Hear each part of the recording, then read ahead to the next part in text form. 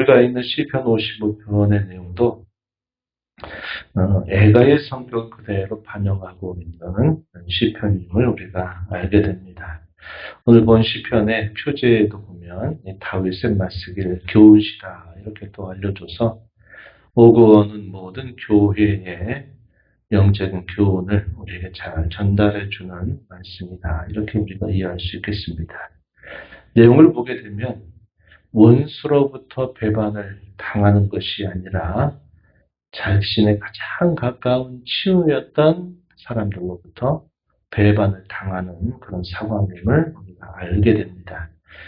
그래서 성경학자들은 이 시편의 배경을 추정하기를 어떤 상황으로 추정하느냐면 다윗의 아들이었던 압살롬이 이 다윗을 배반해서 반역을 하게 될 때 그의 가까운 친구였던 아히도벨이라고 하는 모사, 어떤 전쟁이나 어떤 일을 할 때 모략을 꾸며서 그 전쟁에 승리하게 하는 데 있어서 대단히 중요한 역할을 했던 책사였던 이 아히도벨이 압살롬의 편에 서서 결국 자신을 배반하는 그런 상황이 아니겠나 이렇게 추정합니다. 아마 그런 상황을 우리가 염두에 두면서 본 시편을 보게 된다면 아마 이 내용들을 이해하는 데 큰 도움이 될 것 같습니다.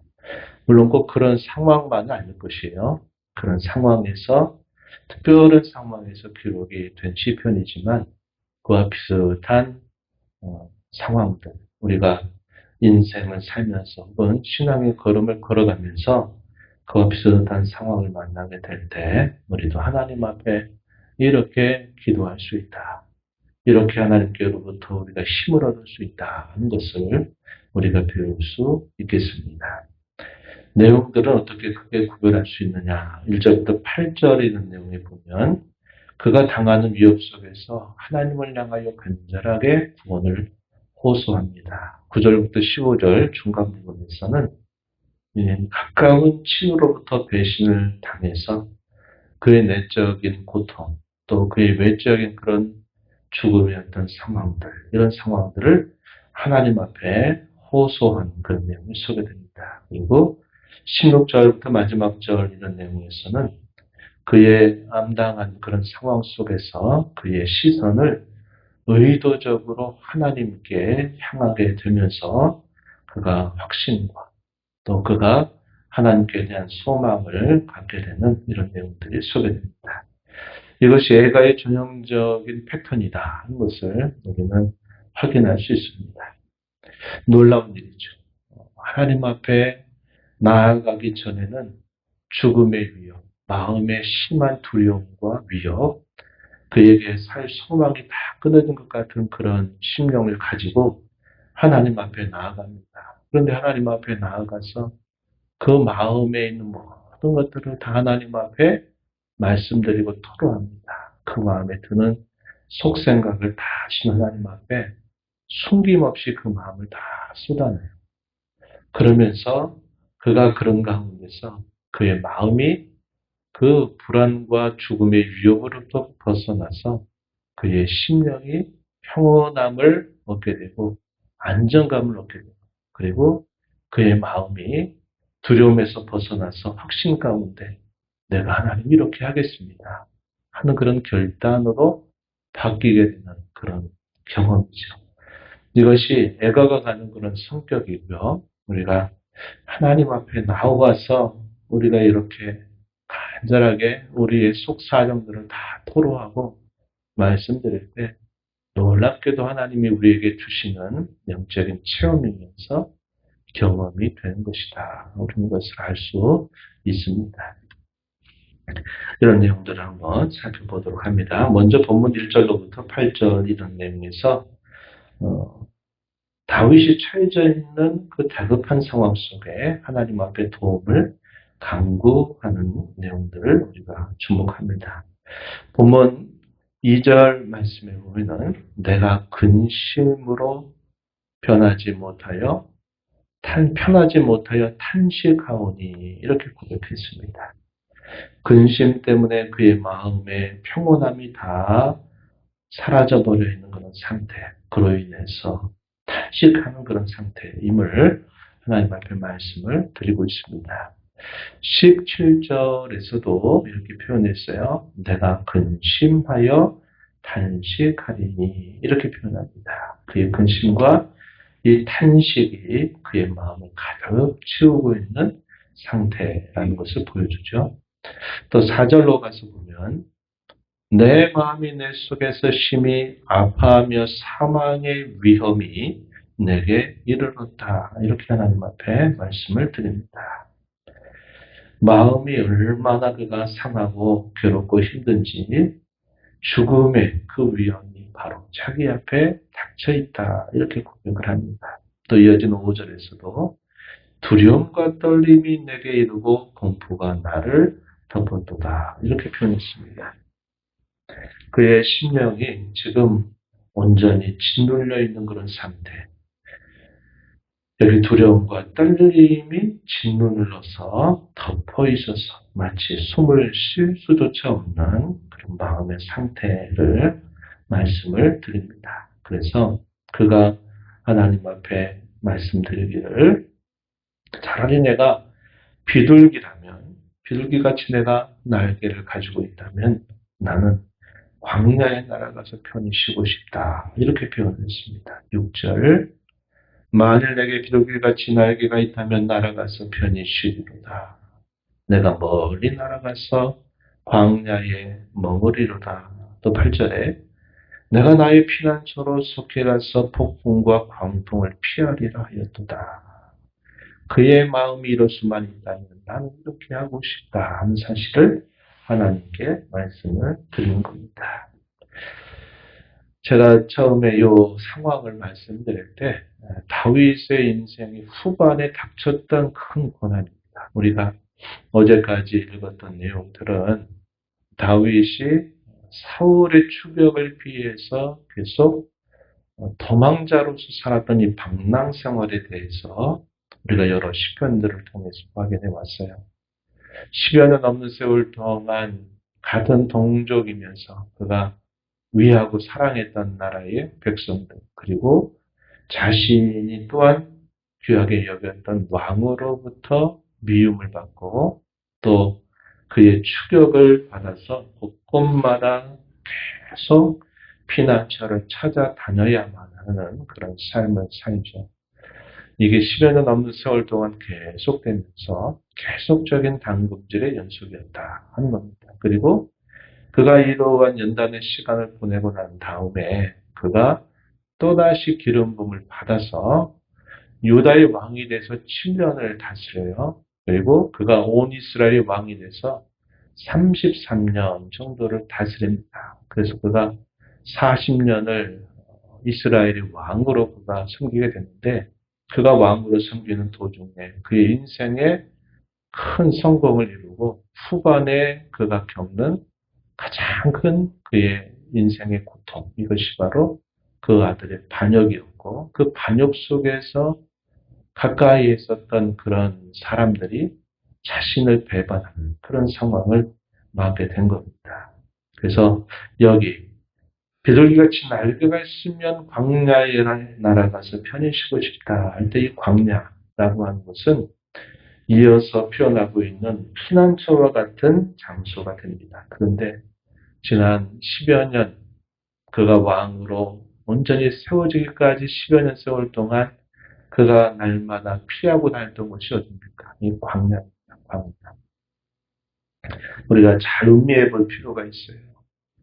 10여 년 세월 동안 광야는 다윗의 생명을 끊임없이 위협했던 곳입니다. 그런데 그 위협 속에서 하나님은 그를 끊임없이 건져주시고 구원하세요. 그래서 그 광야는 끊임없이 단련받았던 시간들이고 하나님의 절대절명한 구원을 끊임없이 체험해봤던 구원의 현장들이었다는 겁니다. 나중에 보니까 그것들이 다 뭐가 됩니까? 그 시절에는 그 광야가 너무나 힘들고 괴롭고 또 다른 광야를 쫓아다녀야만 되는 그런 어려움의 순간이었는데 지나고 나서 보니까 그 광야가 어떤 곳입니까? 고난이 남는 것이 아니라 하나님의 구원을 체험했던 그 수많은 체험 현장들이 되었던 것입니다. 그래서 훗날에 그가 또다시 자신의 아들로부터 반역을 당하고 또 친구들로부터 배신을 당하는 그런 일들 속에서 차라리 내가 다시 광야로 갈 수 있다면 좋겠다. 이렇게 표현을 하는 겁니다. 우리가 과거에 겪어왔던 고난과 어려움이라고 하는 것이 그때는 참 어렵고 힘들지만 나중에 지나서 보면 그때가 어떤 순간이었습니까? 하나님을 가까이 만났던 시간. 하나님께서 그 위경 가운데 건져주셨던 시간이었다는 것을 우리는 알게 되고 은혜를 체험했던 그러한 때였다. 그러한 공간이었다 하는 것을 우리는 알게 되는 겁니다. 이게 오늘 이 시편에서 다윗이 또 그런 내용들을 통해서 우리를 깨우쳐주고 있는 것이죠. 그래서 차라리 이 광야로 날아가서 쉴 수 있으면 좋겠다. 이렇게 말하고 있는 겁니다. 바로 그런 상황 속에서 하나님이여 내 기도에 귀를 기울여 주소서. 내가 간구할 때 숨지 말아 주소서. 내게 굽혀 주셔서 내 기도에 응답하여 주소서. 이렇게 하나님 앞에 말씀을 드리는 것입니다. 그가 이러한 일들로 인해서 그가 어떠한 원인들로 인하여 이런 강구를 올리게 되느냐 했을 때 구체적인 내용들은 이렇게 소개됩니다. 외적인 원인들로서는 성내에서 강포와 분쟁을 보게 된다. 9절에서 그렇게 말해요. 또 10절에서는 죄악과 재난이 있다라고 말합니다. 11절에서는 악독과 압박과 속임수가 그 거리에 가득하다. 이렇게 말해요. 원래 그러지 않았던 섬이 갑자기 변모해서 강포, 분쟁, 죄악, 재난, 압독과 압박과 속임수가 그 거리와 성을 가득하게 채워버리는 상황입니다. 말씀드렸듯이 반역이 일어나는 그런 상황이면 우리가 충분히 이런 상황일 수 있겠구나 이렇게 생각할 수 있는 일이 된 겁니다. 내적으로 어땠느냐? 차라리 원수가 책망하고 원수가 자신을 높이고 미워하는 자가 자신을 미워하는 것이었다면 원수니까 그러려니 미워하니까 그러려니 참을 수 있었을 것이다. 11절에서 말합니다. 그러나 그들이 그런 사람들이 아니었다는 14절에 보면 같이 재미있게 어떤 일들을 의논했고 무리들과 함께하면서 하나님의 집 안에서 서로 다니는 그런 가까웠던 동료, 친구, 바로 그가 원수가 되고 자신을 미워하는 자로 돌변했다 하는 것을 말하고 있는 겁니다. 그래서 아까 역시 말씀드렸듯이 아히도벨이라고 하는 책사, 모략가가 자신과 오랜 세월 함께 하면서 하나님의 역사를 경험하고 가까운 친구처럼 지냈던 그 사람이 갑자기 압살롬의 편에 서면서 자신을 죽이려고 하는 그런 배반을 하게 될 때 다윗이 느끼는 그 심정이 얼마나 무너져 내리는 그런 심정을 갖게 되는가 우리가 생각해 볼 수 있습니다.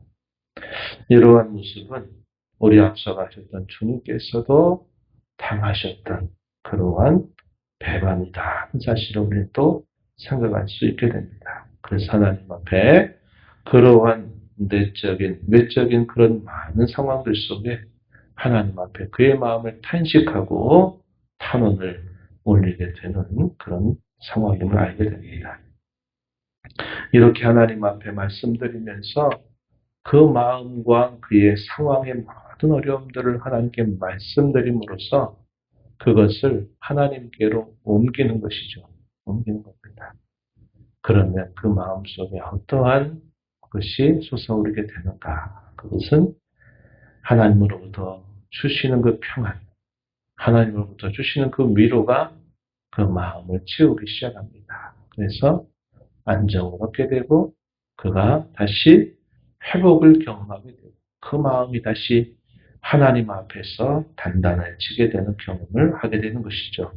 그 내용이 16절부터 마지막 13절에서 표현됩니다. 그는 이제 시선을 하나님께로 온전히 향합니다. 그 하나님은 어떤 분이신가 했더니 16절에 보면 하나님은 구원하시는 하나님이시다. 지난 오랜 세월 동안 유령 가운데 처해졌을 때 하나님은 자신을 건져주신 분이시다 하는 것을 표현했습니다. 또 18절에 보면 나를 대적하는 자 많더니 나를 치는 전쟁에서 그가 내 생명을 구원하사 평안하게 하셨도다. 과거형으로 표현되어 있습니다. 과거로부터 자신이 이제까지 살아왔던 그때까지 하나님의 구원과 평안을 주시는 분이시다 하는 사실을 그가 생각하는 겁니다. 자신이 간구를 올릴 때마다 하나님은 언제나 들으셨다는 사실 또한 기억합니다. 하나님은 옛부터 자신의 과거 어느 순간뿐만 아니라 항상 옛적부터 언제나 살아계신 하나님이시다. 이렇게 그는 또 묵상을 하는 겁니다. 19절 이렇게 말하고 또 22절 유명한 구절이죠. 의인을 붙들어 주시는 분이고 의인들의 요동함을 허락하지 아니하시는 하나님이시다. 이렇게 그는 또 하나님을 떠올립니다. 과거의 수많은 경험 속에 축적되었던 이 구원의 손길, 이것이 하나의 그에게 오늘날로 말하면 이 데이터베이스가 계속 쌓여왔던 겁니다. 그러니까 아무 근거 없이 그저 잘 될 거야. 또 어려움이 왔으니까 어려움 지나가겠지 하는 막연한 그런 긍정 마인드를 갖는 게 아니라 확실한 과거의 경험의 데이터라고 하는 그 수많은 경험들이 축적되었던 것을 그가 다시 되뇌이면서 자신이 지금 기도를 드리고 그 기도를 들으시는 하나님이 지난 세월 동안 자신에게 행해 주셨던 많은 일들을 다시 떠올리게 되는 겁니다. 그러면서 그 하나님을 향해서 내가 여호와를 의지하겠습니다. 나는 하나님을 바라겠습니다.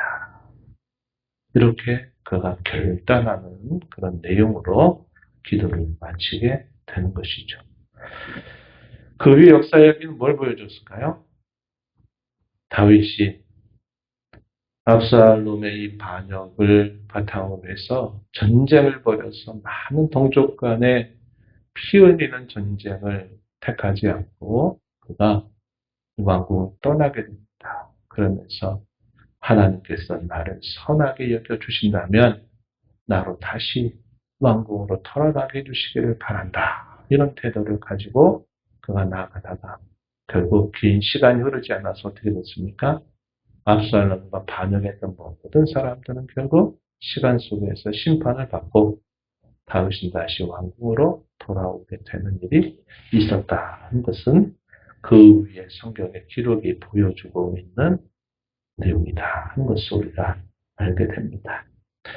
애가가 바로 이렇습니다. 우리 하나님을 섬기는 저와 여러분도 마찬가지예요.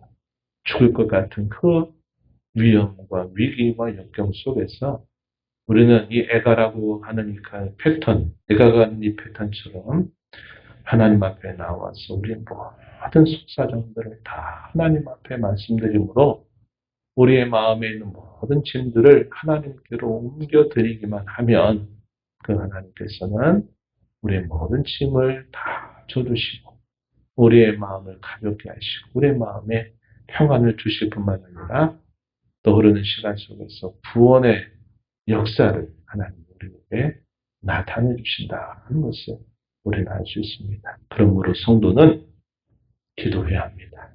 기도해야 돼요. 오늘 시편에서도 다윗이 뭐라고 말합니까? 17절 한번 다시 가서 보면 이렇게 말했어요. 저녁과 아침과 정오에 내가 근심하여 탄식하리니 여호와께서 내 소리를 들으시리로다 이렇게 말합니다. 아침, 저녁, 정오 계속 그가 하나님 앞에 시간을 정해서 계속 하나님 앞에 나와 기도하면서 자신의 마음의 그 상한 것, 그 괴로운 심정을 다 말씀을 드린 겁니다. 우리 성도 또한 밀경 가운데 이렇게 하나님 앞에 기도함으로 우리가 하나님의 노는 구원을 체험할 수 있게 된다는 것이죠. 오늘 이 말씀의 교훈을 마음에 새기면서 남은 삶을 이와 같이 하나님 앞에 살아가는 저와 여러분 되기를 진심으로 바랍니다.